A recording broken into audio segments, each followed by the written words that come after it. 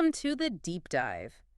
Today, we've got a really unusual situation to unpack. It's a fascinating one. Yeah, you have sources that blend, these huge, high-stakes political ideas like a prison sentence for treason with a medical problem that's almost comically mundane. It is an unbelievable mix. We're talking about former Brazilian President Jair Bolsonaro, whose life is, well, completely dictated by the courts right now. Right. He's in confinement. But the detail that just jumps out is that he was recently taken from jail to a hospital for, of all things, persistent hiccups. Persistent hiccups. It honestly sounds like a joke, but it's real. It is. A former world leader jailed for plotting a coup, and the emergency that needs this specialized high-tech intervention is hiccups. And that's exactly why we're doing this deep dive. Our whole mission here is to take these different pieces, the medical, the legal, the political, and see how they fit together. So we're going to look at the actual procedure they use, which is highly technical, but also the whole context around it.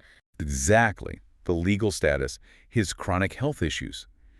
How does a jailed ex-president even get to the hospital for something like this? So let's start with that, with the 9-month ordeal, because this wasn't just a simple case of hiccups after dinner. No, not even close. This was a severe chronic condition. His wife, Michelle Bolsonaro, she even posted about it online, calling it, and this is a quote, 9 months of struggle and anguish with daily hiccups. 9 months. 9 months. And that timeline is so important. It immediately changes this from, a minor annoyance to something genuinely debilitating. Yeah. I mean, can you imagine a constant involuntary spasm in your diaphragm for that long?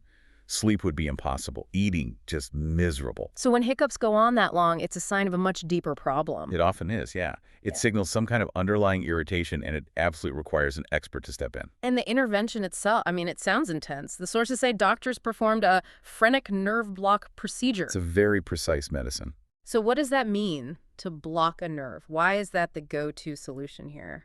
Well, to get the block, you first have to understand the nerve.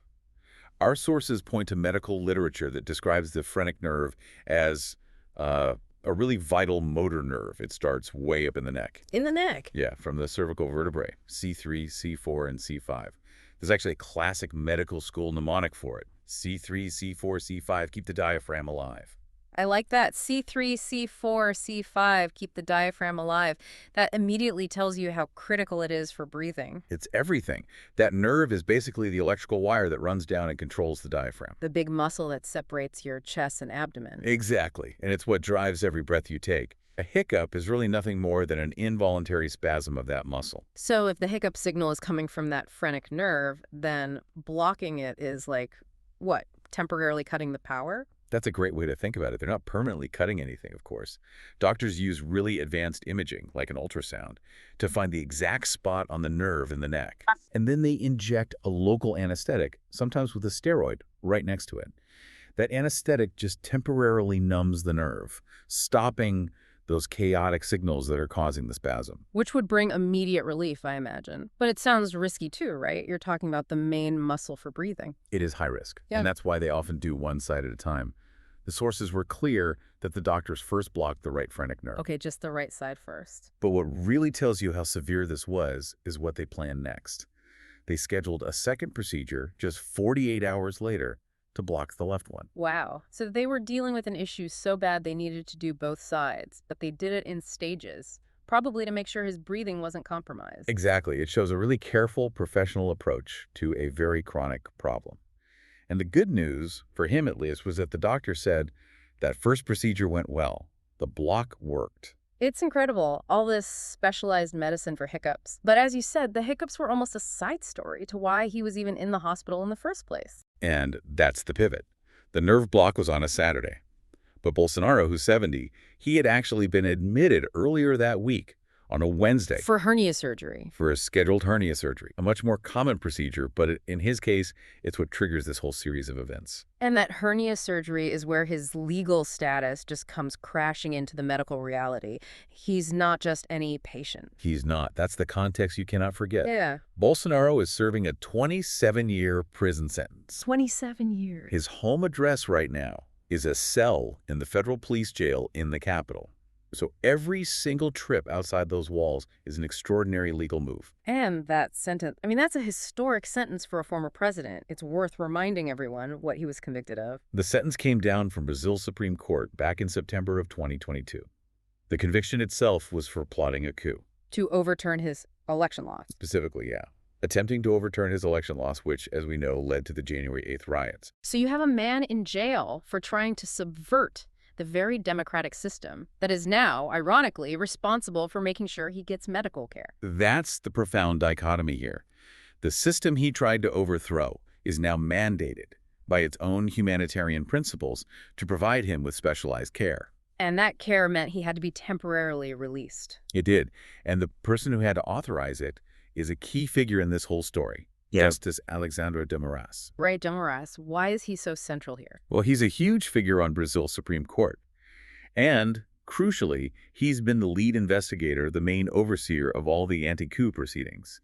He's the judge who oversaw the convictions of Bolsonaro and many others. So the very judge who was his institutional adversary is the one who has to sign off on letting him out for surgery. That's it exactly. It just adds this whole other layer of political tension. His defense lawyers put in the request, and Justice de Moraes authorized him to leave the prison for the hospital. So there's a legal mechanism for this. It's a controlled, temporary freedom. Purely for medical necessity.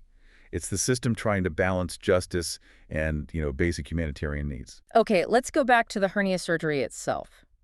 Because just like the hiccups, this isn't some random health problem that just popped up. No. And this is where all the dots really connect. His political past and his current physical fragility. This hernia operation is a direct consequence of the stabbing he suffered back in September 2018. Right, during the presidential campaign, that attack in Juiz de Fora, it was nearly fatal. It was absolutely critical, politically, of course, but medically too. The sources are clear that the stabbing itself led to massive emergency surgery. And because of that trauma, he's had to have several follow-up abdominal surgeries over the years. Multiple laparotomies, I think is the term. That's the one. And for anyone listening who isn't familiar, a laparotomy is a major incision right through the abdominal wall. So every time they do that, it weakens the tissue. It creates a permanent vulnerability. The fascia, that's the strong connective tissue that holds your muscles together, it gets weaker with every cut and repair. Which means things can start to push through those weak spots. Exactly. That's what a hernia is. For someone like Bolsonaro, who's had multiple open stomach surgeries, getting more hernias is almost inevitable. It's a chronic issue. So this week's surgery wasn't an accident. It's part of a long chain reaction of health problems that started with a politically motivated attack years ago. It's a vulnerability that the state now has to manage. So the state is managing the medical legacy of a political attack on a former leader, even while it's enforcing his punishment for political crimes. It's a perfect storm. It really is. And the events in that hospital are just stunning when you line them up. Temporarily released from a 27-year sentence for a hernia that's linked to an assassination attempt. And then, while he's there, he suddenly needs this high-stakes nerve block to stop 9 months of hiccups. You couldn't make it up.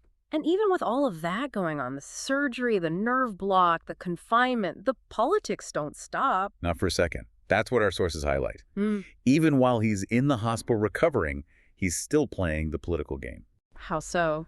He used the moment, the visibility from being in the hospital, to officially endorse his son, Flavio Bolsonaro, for the 2026 presidential race. That's incredible. His body is literally confined by the state, but his political influence is still flowing right out into the next election.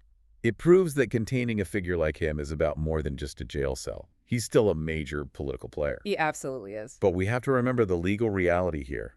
Despite all the drama and the political moves, the order from the court is incredibly strict. And that order is? Once he's discharged, once he's medically stable, he goes straight back to the federal police jail to continue serving his sentence. No exceptions. None. The medical release was a temporary administrative necessity. It's not a pardon. It's not a reduction of his sentence. It's the ultimate reality check, isn't it? The judicial system hits pause to save him from this chronic physical agony, but the second that's over, the punishment clicks right back into place. It's a stunning juxtaposition. His life is being governed by two very strict masters right now.